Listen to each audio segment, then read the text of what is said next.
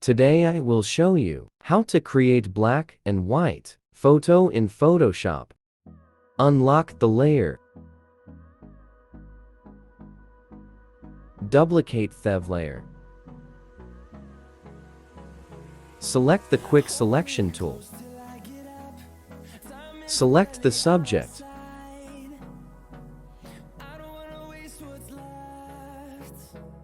Retouch the correct subject.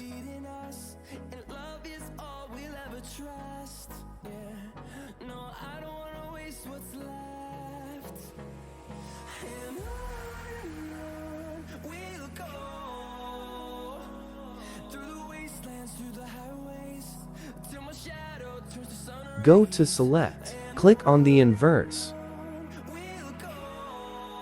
In the Layer panel, click on the black and white effect. Do the adjustment as you need.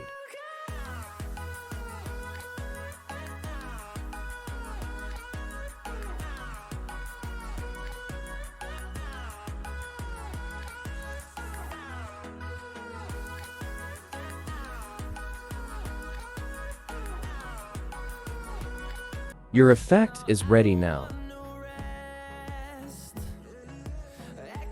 Thanks for watching. Do like, share, and subscribe.